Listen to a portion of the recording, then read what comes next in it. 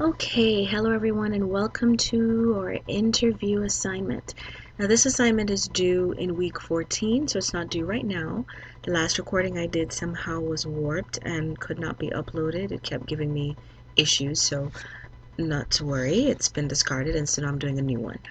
So this interview assignment is a really cool one, and it was designed really to get students to get an idea of really what profession they choose to go into. So you're going to choose an individual who is already in the profession that you aspire to be, and you're going to interview that person. All right? So you're going to research the background, including educational and licensing requirements for the profession of the healthcare worker that you plan to interview. Next, what is the job outlook for this profession? What is the range of salary? What is the scope of practice for this profession, etc.? You're going to conduct a face-to-face interview with your choice of healthcare personnel, for example, DMD, RN, PA, MD, DO, PharmD, etc. You are not allowed to interview a family member or a close family friend. You're going to inquire about their educational background and certification requirements, etc. Now you have some lead time. You have a month. Try to contact someone. You have a medical school right there. Right there on the campus with multiple specialties. Try to contact them, nail the person down, and get the interview done. You must complete the interview face to face. That's really important, okay? If you can, depending on the profession, with a pharmacist they will not have a SOAP note, but a SOAP note is simply a progress note for each encounter with a patient. If they're seeing patients and they have SOAP notes, try to get a sanitized one, meaning all the identifying information has been removed, and they can just give you a copy of their standard SOAP note, or any other documentation that they use. Ask them to dictate one for you if possible, and you get a printout, and define any medical terms that they provide for you. The following are mandatory questions that you must ask and get answers for. Now, of course, in your report, you're not going to type the questions like this. You're going to add the questions, but not in the way that you think, not as part of your paper. So when you're writing the paper, it should flow freely. You don't want to see questions and answers. Please don't do that. But these questions are mandatory. What is their background? College education, medical, advanced training, professional experience, certification, licensure, professional societies, languages, etc. How do they keep current? Right? Do they read journals? Which ones? What type of patient do they primarily serve? How do they market their practice? How do they document their findings? Are they writing their notes? Are they typing it? Is it dictated? How do they do it? How important is medical terminology in their practice? Big one. What are the most common medical terms, diagnoses, etc.? Ask if they have any study aids or any advice on how to study for the course for medical terminology. So these are the minimal questions to help guide your interview, and you're expected to come up with 5 additional. So that's 6 questions with subtexts, and then you're going to have 5 additional questions, okay? Now your paper, of course, you're going to type it, double spaced, 1-inch margin, 12 times font, New Times Roman. Your report memo, you're going to have a memo or a summary, separate summary. So if you've ever read a peer-reviewed journal, then you know, of course, there are abstracts. And the abstract is typically a page long, if that. It may be just several paragraphs. But it basically summarizes what the paper says. The research paper can be 20, 30, 40, 100 pages long. And that's why you have abstracts, all right? You can't read through 400 pages. You need a synopsis. So your memo or abstract or synopsis, summary, whatever you choose to call it, is going to be a summarized version of the paper. So you have the abstract of the document. In the actual report, do not list questions followed by answers. Please don't do that. Include at least 20 medical terms in your final report. I'm going to show you where that goes. These terms should be the ones that are used by the profession. If they didn't give you one, research it. Just think of what their profession is, who they see, and find the terms that would apply. You're going to, of course, cite. You're going to attach the questions and answers you used in your final report. So you're going to attach that separately, not a part of the paper, but behind it, your questions and answers, the 6 mandatory ones with subtext plus your 5. You're going to turn the following items into Blackboard.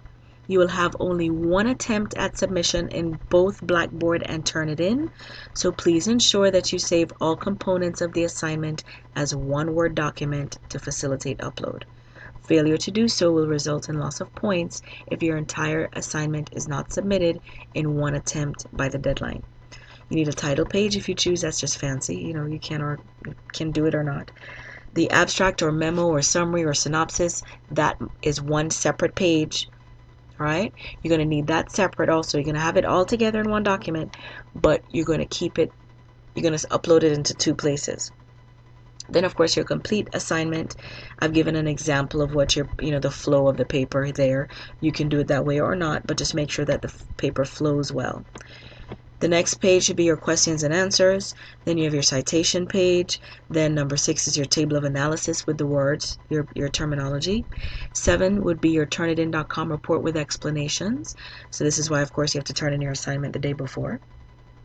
Proof of conducting the interview, either a signed statement or the business card with a signature on the back or on the front. Okay, if it's one of those glossy type cards, it's going to be difficult to capture that signature. So I suggest maybe you staple that to a sheet of paper, have them sign that, and then scan that as a document. Okay. So the memo, like I said, or synopsis, is an abridged version of the entire paper that you will submit for review to your fellow classmates in the discussion portion of the assignment, as well as with your paper in the Dropbox. So you're putting it in two places. The discussion. The text of your report with citations along with your analysis table, etc., must be uploaded into Turnitin.com and Blackboard. Well, Turnitin.com by 11:59 p.m. the night before the assignment is due. To Turnitin.com so that you can get the 24-hour turnaround time for the originality report that you're going to attach to the final document and then submit that to Blackboard. Okay, so you need to submit everything to Turnitin.com 24 hours in advance. So you get your Turnitin report, then you attach a Turnitin report with explanations to the whole document, submit that into the Dropbox in Blackboard. The memo page by itself, you're going to submit that into the interview discussion posting by 11:59 p.m. the night before it's due. You put it there by 11:59 p.m. on Saturday just so that your fellow classmates can see all the different professions. Everyone can see everyone's memo. You can't see everybody's full paper, but you can see the memo. So the memo is what you're all going to confer about. So once you post that in the discussion, that memo into the discussion, then you can ask questions. Your classmates can ask questions about that profession, about the interview. What did you think? Did you choose to? Now, what has happened with this assignment? Some students have chosen to go on to pursue this profession of the person they interviewed. Other people have decided that this isn't what they want to do. They're going to switch. Not necessarily from healthcare, but to a different field, a different specialty. So some students have gotten mentorships and have received some pretty cool, they've really just developed friendships and have received letters of recommendation for medical school from the people they interview as a result of the relationship generated by this assignment. Do not take it lightly. Okay, this is a big deal. So make sure to do it and do it well. All right. So you also have the opportunity to earn 8 bonus points if you conduct a second interview with another professional and include this interview in your report. Now the difference with this one, you don't have to do the full paper for the second interview. The second interview, you're going to get the first part of the information. So, their background, etc., all those questions, that's the main stuff. You don't need to do everything else. You don't need a whole nother word list, all that. No, just the interview and writing the paper. All right, so a separate background section with the questions, yes. All right, but you don't have to attach the questions, do the whole part, no. Just the interview and your paper on the interview. You don't have to write an additional memo, just the interview. Okay? So on the day the assignment is due, of course, you're turning into Blackboard now your full assignment with your memo and your Turnitin report, your list, your word list, your proof of interview. All of that goes in to Blackboard on the day of the assignment. The day the assignment is due, Sunday night, before 11:59 p.m. The day before, you're submitting the entire assignment to turn it in so you can get your originality report. Okay? If you finish the assignment way early, please go ahead and submit early. Not a problem. You can submit it early and submit you just have to come back to the page, to the discussion page, when the assignment is due, to make sure that if anyone asks you any questions, you can respond to that. That discussion board is a part of your grade. Okay, this is the breakdown of the points. So that's pretty self-explanatory. So what I want you to see is in week 14. Now you won't be able to see it this way right now because I've hidden the week from you, but just so students don't get confused with what needs to happen next. So once week 14 is open and available to you, this is what it's going to look like. The interview assignment here, you're going to click here. This is where you actually upload the assignment, the entire assignment, to the Dropbox.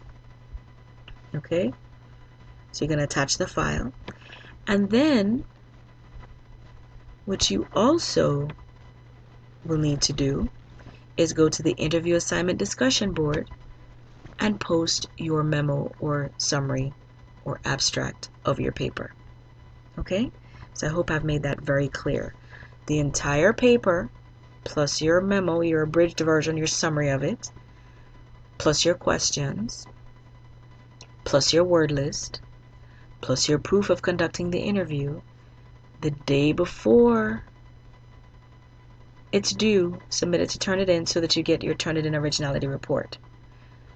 On the day the assignment is due, you're just going to add your Turnitin report with your explanations to all of what I just mentioned. Then the next place you submit your summary, memo, synopsis is here, the interview assignment discussion board. Click here. You're going to actually cut and paste your memo. Do not attach it as a file here. Okay? Please let me type that in. Please cut and paste your memo, abstract, summary here. Do not attach. All right?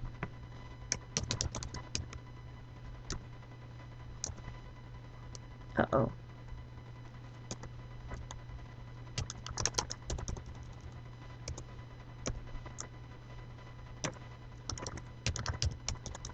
Why do I keep putting that in caps? There we go. So that's the first part of the thread. You will see that once you click on it. Okay? So just make sure that you cut and paste the memo here. Do not attach it. That way it just flows easy. People are able to look at it, read what you interviewed, who you interviewed, what they said, what you thought of the profession, etc., etc. All right? So I hope that explains the assignment. If there are any questions, of course, do not hesitate to email, call, or send smoke signals. And have a great day. Good luck with this interview. Do not take it lightly. Again, a lot of great things have happened out of this assignment, so take it very seriously and do well. All right? Have a great day.